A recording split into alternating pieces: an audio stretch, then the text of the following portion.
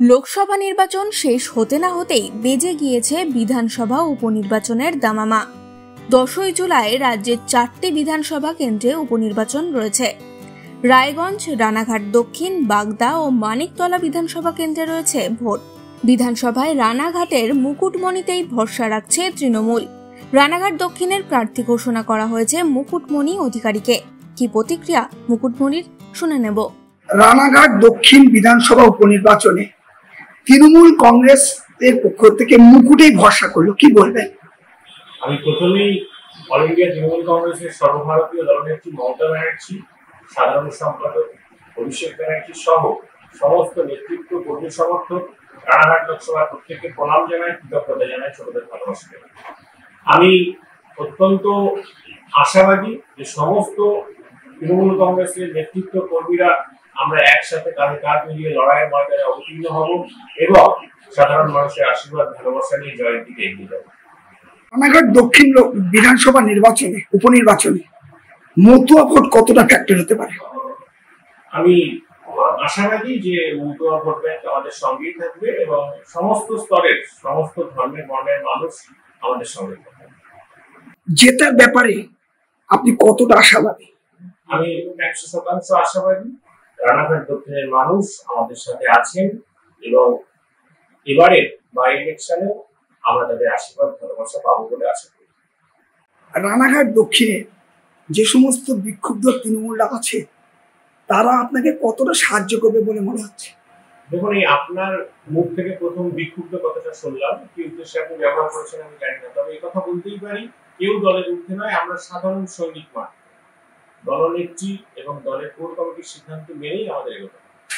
রানাঘাট দক্ষিণে লোকসভা নিরিখে 37,000 ভোটে আপনি পিছিয়ে আছেন, সেটা কিভাবে পূরণ করবেন বলে মনে করছেন?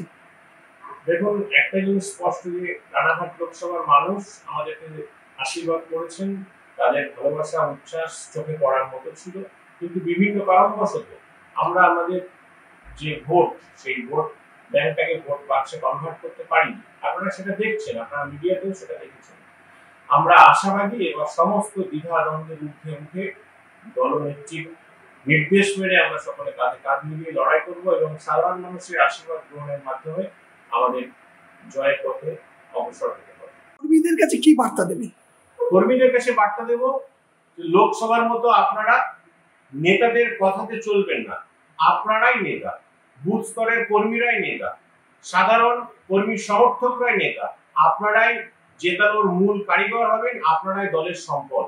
সুতরাং লোকসভার ভুল না করে আমরা কাঁধে কাঁধ মিলিয়ে লড়াই করব এবং কারো নির্দেশ না মেনে দলনেত্রী অভিষেক ব্যানার্জি ক্যান্ডিডেট এবং যাদেরকে এই বিধানসভা ভোটের দায়িত্ব দেওয়া হবে তাদের নির্দেশ মেনে আপনারা জয়ের পথে এগিয়ে।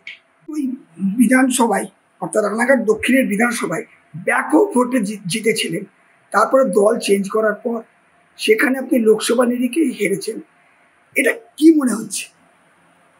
দেখুন, আমরা আমাদের সমস্ত ভোট ব্যাংককে ভোট বাক্সে কনভার্ট করতে পারি। রানাঘাট দক্ষিণের মানুষ তাদের আশীর্বাদ আমাদের উপরে রেখেছে এবং আমি তাদের কাছে করজোড়ে বিনতি করব যে এলাকার সার্বিক ডেভেলপমেন্টের জন্য আপনারা এই উপনির্বাচনে আমাকে ভোট দিয়ে তৃণমূল কংগ্রেসকে জয়যুক্ত করুন। মমতা ব্যানার্জি, অভিষেক ব্যানার্জি রানাঘাট দক্ষিণ নিয়ে অত্যন্ত আশাবাদী এবং রানাঘাট দক্ষিণের সার্বিক উন্নয়নে তারা অত্যন্ত গভীরতার সাথে বিষয়টা দেখছে।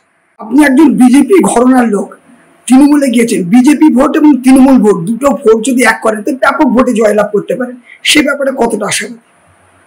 দেখুন, আমি তৃণমূল কংগ্রেসের একজন সাধারণ সৈনিক মাত্র। আমি আশাবাদী সমস্ত স্তরের, সমস্ত ধর্মের, সমস্ত বর্ণের মানুষ এবারের উপনির্বাচনে আমাদের সাথ দেবেন, আমাদেরকে ভালোবাসা আশীর্বাদ বর্ষণ করবেন এবং উপনির্বাচনে রানাঘাট দক্ষিণের সার্বিক ডেভেলপমেন্টের জন্য আমরা তাদের কাছে চিরকৃতজ্ঞ থাকবো এবং তাদের কাছে আমরা সবসময় প্রমিস রাখবো যে এলাকার সার্বিক ডেভেলপমেন্ট আমরা করতে পারি। বিধানসভা উপনির্বাচনে মুকুটের মাথাতেই কি উঠবে জয়ের মুকুট? বিধানসভা উপনির্বাচনের খবরের সমস্ত আপডেট পেতে আপনাদের নজর থাকুক এই সময় ডিজিটালে।